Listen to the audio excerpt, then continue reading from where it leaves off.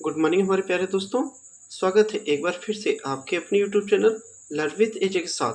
दोस्तों आशा करते हैं आप स्वस्थ और मस्त होंगे, आपकी पढ़ाई लिखाई अच्छी खासी चल रही होगी। दोस्तों आज से हम अपने क्लास 10th की नई सीरीज शुरू करने वाले हैं, जिसमें हम एकदम शुरुआत से बेसिक से आपके इंग्लिश बुक की प्रोज पोएट्री सप्लीमेंट्री के सारे चैप्टर्स के हिंदी एक्सप्लेनेशन, उसकी समरी और उसके क्वेश्चन आंसर को एकदम एक लाइन वाइज देखते हुए चलेंगे। साथ ही साथ मैं आपके ग्रामर के भी सारे टॉपिक को कवर करवाऊंगा। ठीक है, आज के इस वीडियो में मैं आपके सामने हाजिर हूँ आपके प्रोज की सबसे पहला chapter a letter to God की हिंदी समरी को लेकर। इसके नेक्स्ट वीडियो में मैं आपको इसकी 1-to-1 लाइन एक्सप्लेनेशन को बताऊंगा।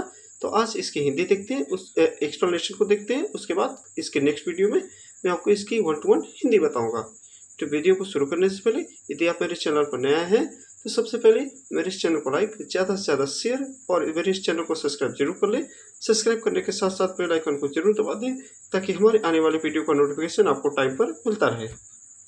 तो दोस्तों सबसे पहले हम इस कहानी के राइटर के बारे में थोड़ी जानकारी लेंगे, उसके बाद हम इस चैप्टर की समरी को देखेंगे। ठीक है, देखिए ये कहानी ए लेटर टू गॉड के जो लेखक हैं जी.एल. फ्लुएंट्स हैं। कौन है? ए लेटर टू गॉड की कहानी के लेखक जी.एल. फ्लुएंट्स हैं।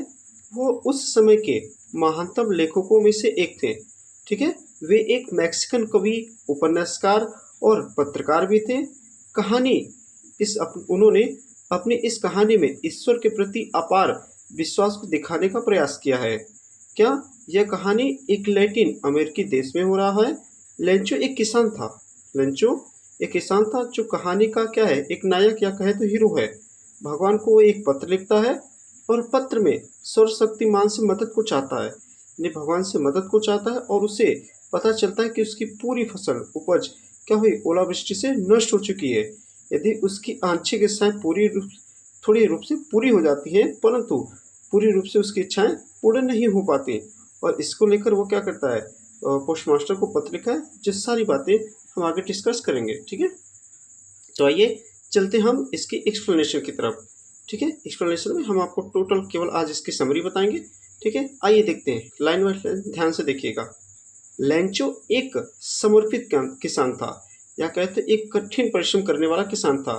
वह ठीक है, उसका जो खेत था पहाड़ी की एक ऐसी ऊंचाई पर स्थित था जहां से वह अपने नदियों को तथा पकी हुई फसलों को क्या कर सकता था, देख सकता था, जहां से हमेशा अच्छी फसल की उम्मीद की जाती थी।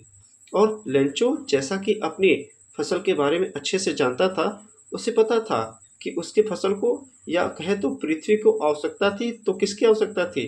बारिश की कुछ बूंदों की, या तो कहें तो कम से कम बौछारों की सी तो आवश्यकता तो थी ही।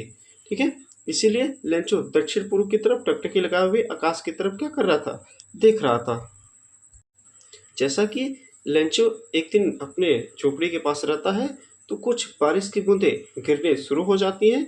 और लेंचो बड़ा खुश होता है कि अब उसकी फसल को बारिश पानी अवश्य मिल जाएगा।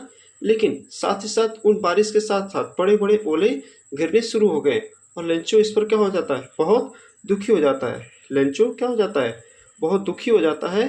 और वे ओले धीरे धीरे करते हुए सारे नदियों पे, पहाड़ों पर और जो पहाड़ों के जो आसपास के क्षेत्र थे उन पर, और कहे तो उसकी फसल को पूरी तरीके से क्या की, ढक ली।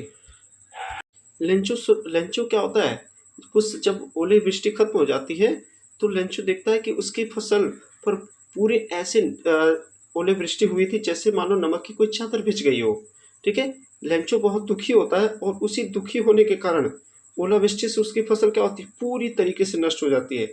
लेंचो बहुत दुखी होता है।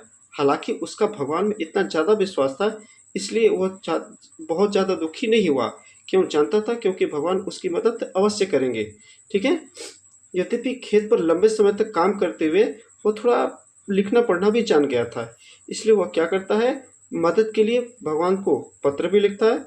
वह पोस्ट ऑफिस गया और अपने पोस्ट ऑफिस में एक लिफाफे को लेता है और भगवान को एक के नाम से एक पत्र को लेकर पोस्ट ऑफिस के बॉक्स में डाल देता है। ठीक है, क्या करता है वो, पोस्ट ऑफिस के में एक पत्र लेकर भगवान के नाम से उसे डाल देता है।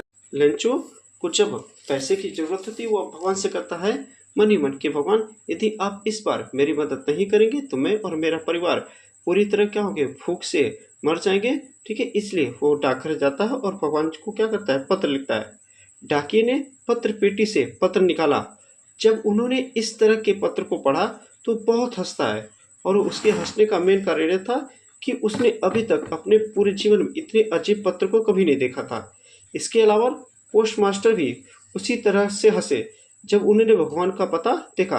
हालांकि पत्र को पढ़ने पर वो बहुत क्या हो गए, बाद में गंभीर हो गए। क्यों गंभीर हो गए?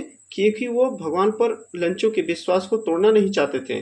ठीक है, जिसने परमेश्वर पर निर्वाध विश्वास किया और पैसे के मामले में उसकी मदद करने का फैसला किया। यानी लंचों के जो पत्र था वो पढ़कर डाक के घर के कर्मचारी ने लंचों की मदद करने का प्रयास किया, जिससे उन्होंने अपने खुद पैसे तथा अपने कर्मचारियों से मदद कर लगभग 70 पीसों से इकट्ठा किए और एक लिफाफे में करके लंचों के नाम से भगवान को पत्र लेकर रोका किए डाल दिए। और क्या होता है, रविवार को लंचो एक बार फिर डाकघर में आता है। उसने पूछा कि क्या उसके लिए कोई पत्र है। पोस्टमास्टर ने पत्र निकाला और उसे लंचो को सौंप दिया। पैसे देखकर लंचो हैरान नहीं होता है, लेकिन जब उसने पैसे गिने तो वो भगवान पर क्रोधित हो गया। उसे यकीन था कि भगवान से कोई गलती नहीं हो सकती। उन्होंने कागज और स्याही ली और फिर भगवान को एक पत्र लिखा और उस पत्र को लेटर बॉक्स में डाल दिया। लंचो के वहां से चले जाने के बाद पोस्ट ऑफिस कर्मचारियों ने पत्र पढ़ा। इसमें लंचो ने भगवान से शिकायत की कि उससे केवल 70 पीसोस प्राप्त हुए। साथ ही उसने भगवान से ये भी अनुरोध किया कि बाकी पैसे भेजने का अनुरोध किया जाए। हालांकि उसने भगवान से मेल के माध्यम से पैसे नहीं भेजने के लिए कहा ताकि उसे पूरे पैसे मिल सके। उसने ये भी लिखा था कि वो मेल से पैसे इसलिए ना भेजे क्योंकि हमें तो लग रहा था कि भगवान आपने पूरे पैसे भेजे होंगे, लेकिन मेरे 30 पैसे, ये डाकघर के कर्मचारी जो क्या है, बेईमानों का झुंड है, उन्होंने मेरे पैसे को चुरा लिया है। ठीक है दोस्तों। और दोस्तों, अब अंत में हम इस कहानी के निष्कर्ष पर चलते हैं। देखिए, भगवान के नाम एक पत्र का निष्कर्ष अध्याय, ठीक है, ये कहता है कि ईश्वर नाम का एक पत्र में हमने सीखा कि ईश्वर में विश्वास हो, ईश्वर में यदि विश्वास हो तो पहाड़ों को हिलाने की शक्ति होती है, हमारी जरूरतों को पूरा करने की शक्ति है। हालांकि यह भी ध्यान रखना चाहिए कि वह सर्वशक्तिमान होता है। क्या? हालांकि यह भी ध्यान दिया जाना चाहिए कि सर्वशक्तिमान में विश्वास के बीच मानवता भी क्या होती है, प्रबल होती है।